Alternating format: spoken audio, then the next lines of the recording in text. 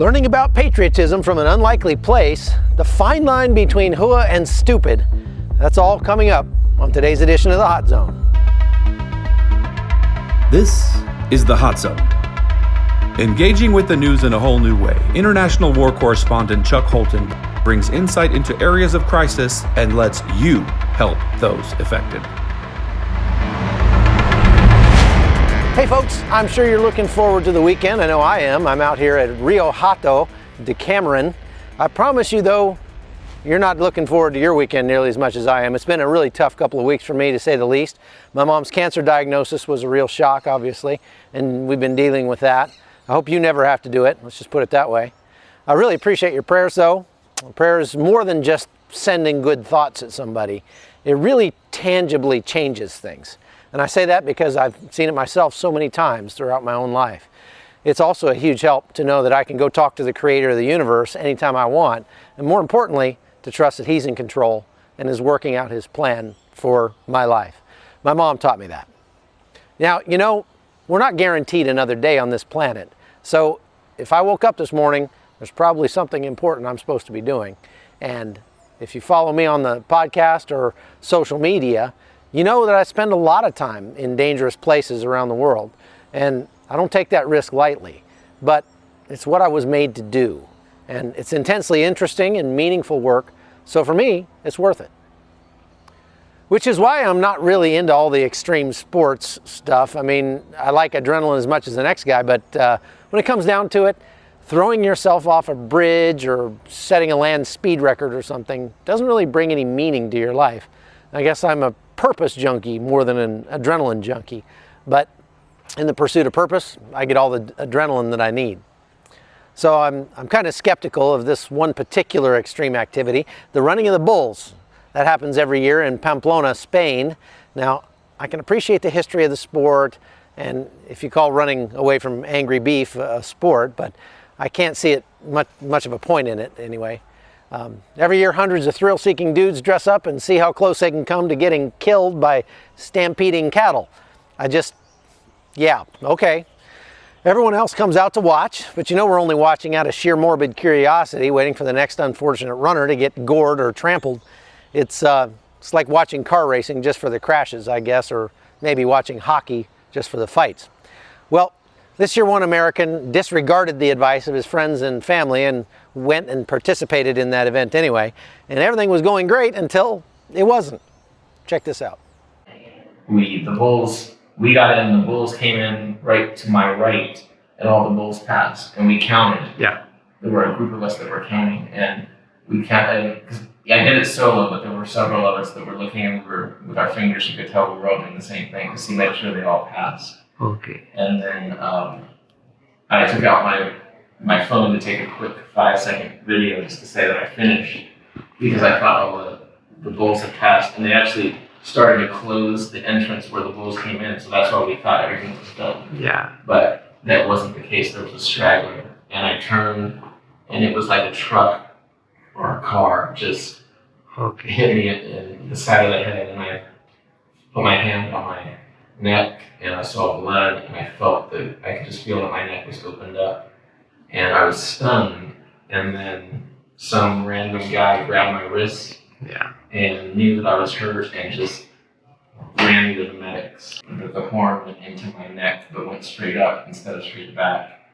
If it went straight back, I probably wouldn't be here, and it went straight up into my cheek, which is why I'm here. So, yeah, let that be a lesson to you boys and girls. The world's a dangerous place all by itself. You should think hard about how to make it more meaningful and be brave in so doing, but if you decide to run with the bulls, you better know how to move. And that's what my kids would call a dad joke. All right, let's move on to West Africa. The number of Ebola cases is now north of 2,000, over 1,400 deaths. If you followed the podcast for a while, you've heard some of the world's top experts on Ebola explain this horrible disease, which kills about 90% of those who are infected. It could easily get loose and end up killing millions or even tens of millions of people. And that's why it's so frustrating that the aid workers and the doctors who are trying to contain the outbreak keep getting attacked by the very people that they're trying to help, the villagers and criminal militias. Make no mistake, folks, Ebola is one of the greatest potential threats the world is facing right now. Here's an aid worker who's been in the fight against Ebola since the big outbreak that we had in 2014. People had experienced seeing family members or community members going to these Ebola treatment centres and never coming back. And this had a opposite effect to what had been wanted, because it simply made people frightened. There hasn't been an Ebola outbreak in my experience with the frightened community that we don't see issues of community acceptance and community trust. This is a traumatised community living in a highly volatile zone who are not trusting of outsiders at the best of times. That is not what has stopped us running public health operations. What has interrupted our public health operations in the main has been large-scale violence against the response by armed attackers. There were alternative narratives within the community as to what was going on, whether that be that this was a result of witchcraft or curses, or whether that this was a conspiracy brought by Westerners. So this was, an added complexity and added challenge to the response, and it highlighted the importance of engaging with the community early on and listening to them and understanding what their fears were. During that time, I was eating, sleeping, waking, breathing Ebola. It influenced everything. You don't touch other people. That's not just at work. That's all the time. So even just normal human interactions change. I was probably paranoid, I would say. I was paranoid about the people around me, about the people I worked with, the people that I was caring for. I was also paranoid for myself and what would happen if I got infected? How would my family react? Would I stay in West Africa? Would I be evacuated? Would I get treatment? You're in a very hot climate, and every time I felt quite warm, I would question whether or not I was beginning to get a fever. Had I slipped up somehow? Had I not washed my hands at an appropriate time? And a lot of that actually is quite illogical if you apply the basic sciences of Ebola as a virus. At the beginning of the outbreak, I absolutely was terrified, and I think that's true of many of my colleagues. It was a huge unknown. The situation was growing around us. It felt that it was exponential, and there were very limited responses coming into the country. There was also, at that time, we didn't know a huge amount about Ebola. We didn't know a huge amount about a massive Ebola outbreak because there had never been anything like that before. It was unprecedented, as there was more survivors who were returning to their homes and able to say, look, this is what happened, and this is, I went into the Ebola treatment centre, and actually, yes, they are wearing these very frightening yellow suits, but then they did look after me, and and I've come back and I can tell you that they didn't harvest my organs or steal my blood or inject me with a disease, as some of the theories that were going around were. Then the reaction of the local population changed. So today's outbreak is spreading, with the first confirmed cases now in Uganda, causing local authorities and medical personnel there to step up their efforts to check people coming across the border. The Ebola outbreak in the DRC is still going on. And by today, we have over 2,000 confirmed cases. And so the probability of more cases crossing over from the DRC into Uganda is very high. And so apart from the cases that we already have in country, many other cases may come into the country. Right now we don't have any probable cases because the probable cases are the ones who have turned positive after the tests were carried out.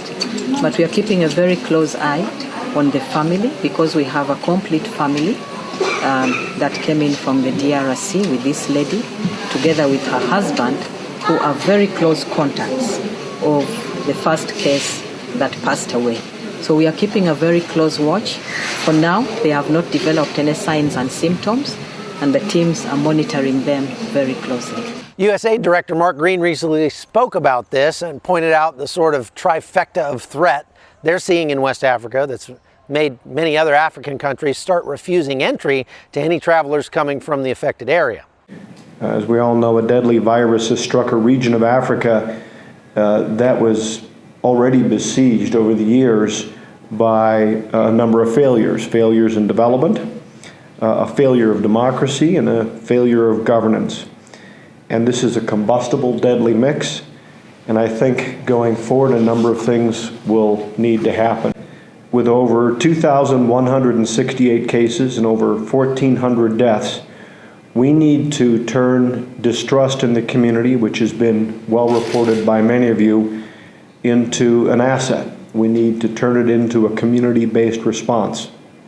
We need a response that engages all parts of the community, not only to tackle the virus, but to rebuild the institutions that will be necessary so as not to leave the area vulnerable again for the next shock which could come its way. Now, the scary thing is, if you go back to what we talked about on yesterday's podcast, the number of Africans leaving their countries and making the long trek to Europe and the United States, and those who are coming are getting increasingly desperate. And recently, there were protests and riots on the Libyan coast in migrant shelters because the Africans are saying conditions are terrible and they aren't being allowed to get on boats fast enough. I played some of that video on yesterday's podcast. And that goes back to the increasing hostility to irregular migration that we're seeing all across Europe. But if Ebola manages to hitch a ride north with one of those migrants, the state of the camps would almost guarantee a massive outbreak. Add that to the fact that hundreds are flying to Ecuador every day and within weeks could be arriving on the U.S. southern border. Well, it almost seems like a miracle Ebola hasn't spread around the world already. So that's very exciting, obviously. Nothing like some possible global apocalypse to get you in the mood for the weekend. I'm sorry about that, but let's lighten things up a little bit. This is one of the coolest things I have seen lately. It's 35,000 people coming together in the Eastern European country of Estonia to sing patriotic songs about their homeland. Check it out.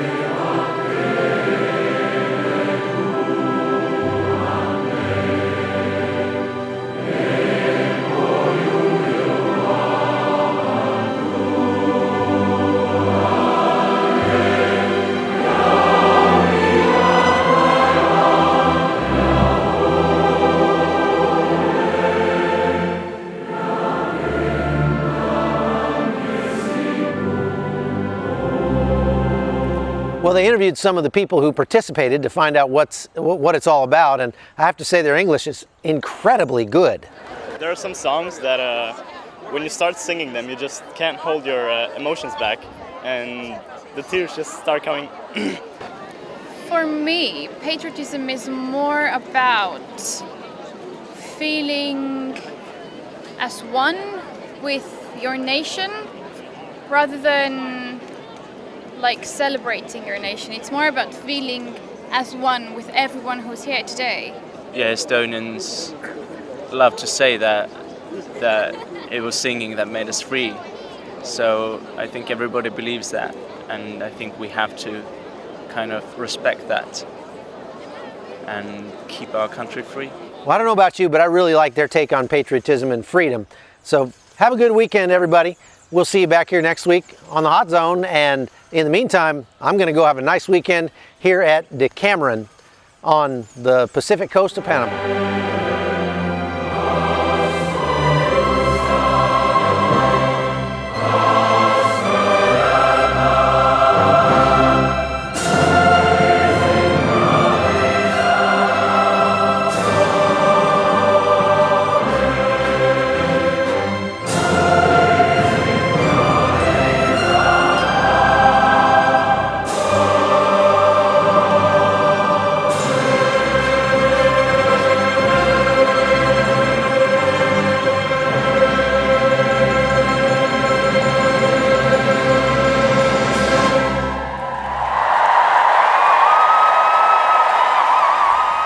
You know, this resort used to be a military base, believe it or not. About 30 years ago, I came flying right over that island right there back behind me and off this direction over here and parachuted into Rio Hato, the military base where the 6th and 7th Special Forces companies of the Panamanian military were located. And if you had told me back then that one day I would be walking along this beach, sitting with my wife, enjoying a sunset and pina colada, I would have had a hard time figuring out how we got from taking out Noriega, his beach house is right back behind me back there, to today. So you just never know how your life's going to end up, and I think that's pretty cool. The Hot Zone is produced by Amy Holton and Livefire Media. Copyright 2019.